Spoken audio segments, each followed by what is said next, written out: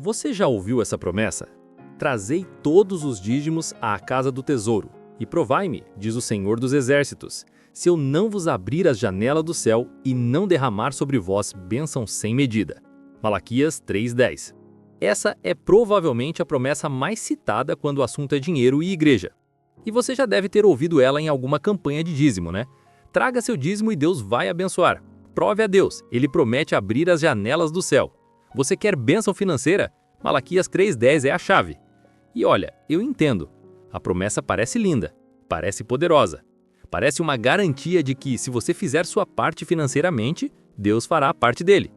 Mas e se eu te disser que esse versículo não foi escrito para você?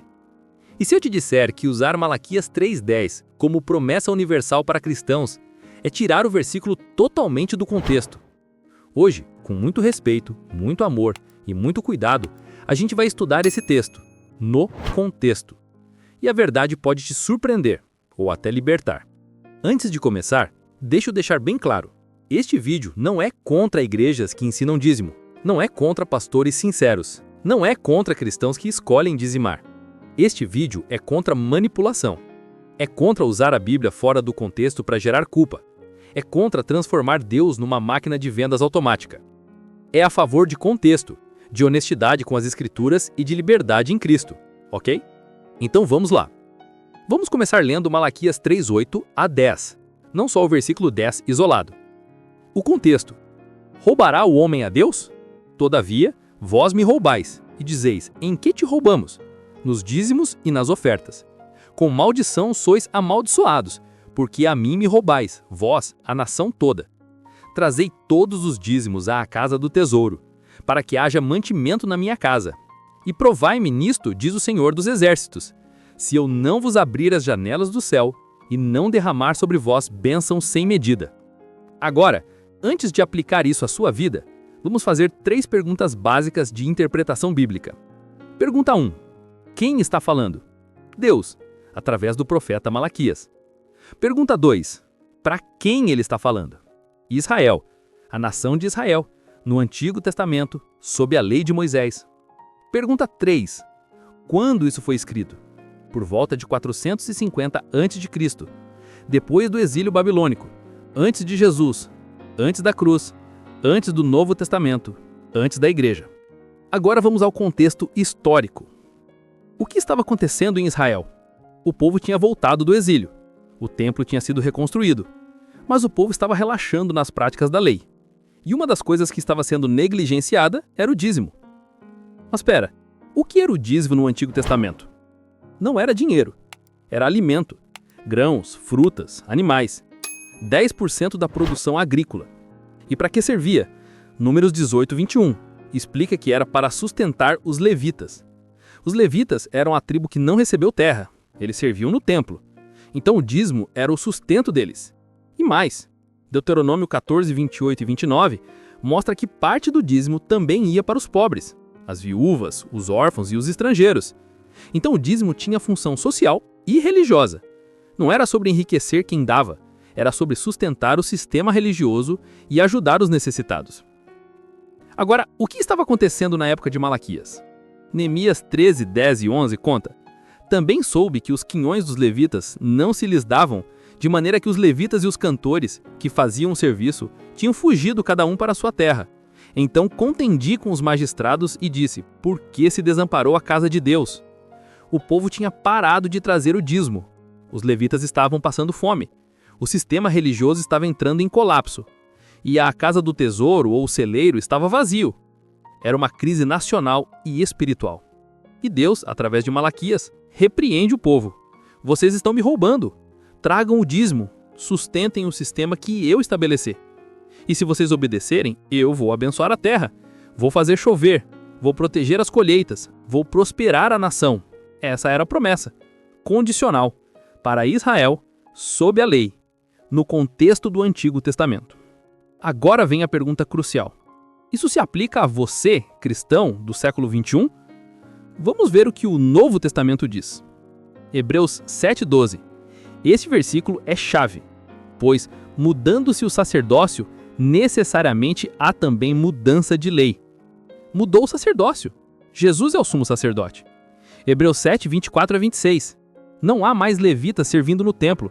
Não há mais sistema levítico. Não há mais templo em Jerusalém. Então, o sistema do dízimo levítico foi cumprido e abolido em Cristo. Não existe mais casa do tesouro no sentido de Malaquias. Não existe mais tribo de Levi sem terra, precisando de sustento. Mas espera, Jesus não falou sobre dízimo? Sim, 3 vezes.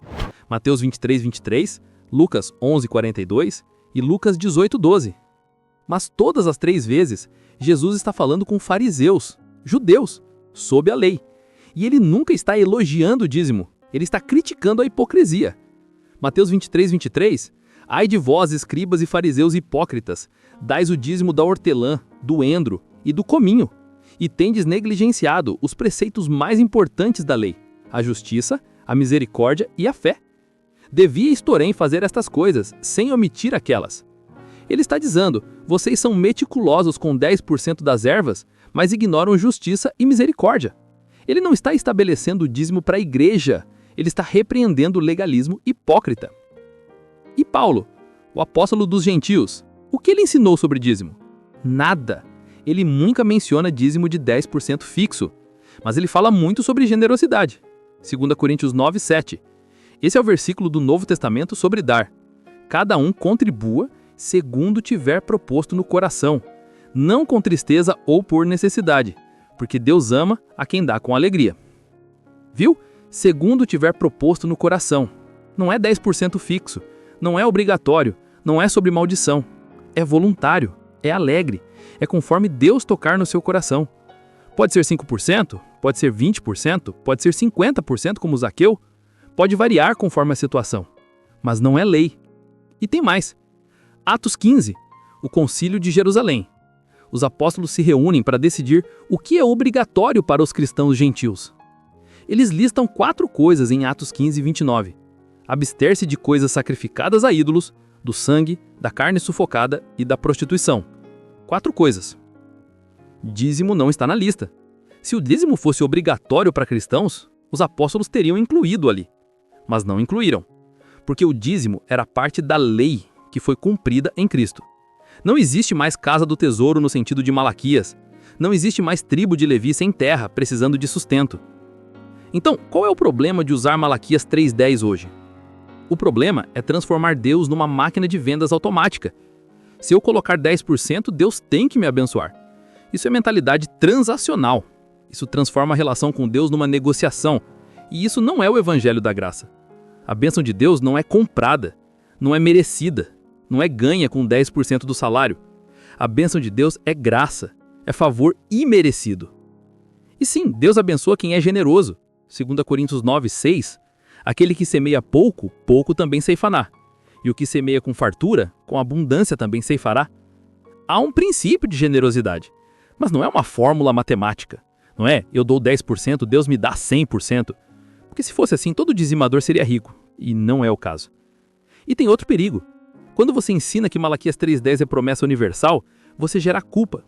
A pessoa está desempregada, não consegue dizimar e se sente amaldiçoada. Deus não vai me abençoar porque eu não estou conseguindo dar 10%. Isso é crueldade espiritual. Porque Gálatas 3:13 diz, Cristo nos resgatou da maldição da lei. Se você está em Cristo, você não está sob maldição. Nunca. Por nada. Incluindo não dizimar. Então, qual é a conclusão? Malaquias 3:10 é a escritura sagrada. É palavra de Deus. Mas foi escrito para Israel, sob a lei, no Antigo Testamento, num contexto específico. Aplicar isso diretamente a você, cristão gentil, no Novo Testamento, é exegese. É forçar o texto a dizer algo que ele não diz. O Novo Testamento ensina generosidade, voluntária, alegre, conforme Deus tocar o coração de cada um. Se você quer dar 10%, lindo! Faça isso com alegria. Se Deus te guiar a dar mais, maravilhoso. Se você está numa situação difícil e consegue dar menos, Deus entende e te ama do mesmo jeito. O que importa é o coração, não a porcentagem. Vamos recapitular. Malaquias 3:10 é promessa para você? Não, foi escrito para Israel. O dízimo do Antigo Testamento se aplica hoje? Não, o sistema levítico foi cumprido em Cristo. Então você não deve ser generoso? Claro que deve, mas por amor, não por lei. Por gratidão, não por medo. conforme o coração, não conforme uma regra fixa. Essa é a liberdade do Evangelho. E essa liberdade não é para ser egoísta, é para ser ainda mais generosa. Porque quando você dá por amor, você dá sem medida, sem calcular, sem esperar volta, apenas porque você ama a Deus e ao próximo. Se esse vídeo te libertou de culpa religiosa, compartilha.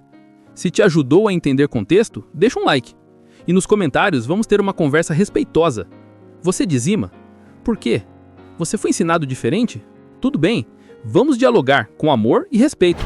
Se inscreve no canal, ativa o sininho e acompanhe a série completa sobre dízimo que começa agora. Próximo vídeo. Dízimo é obrigatório para cristãos? Até lá. Que Deus te abençoe. E que você seja generoso, por amor, não por medo.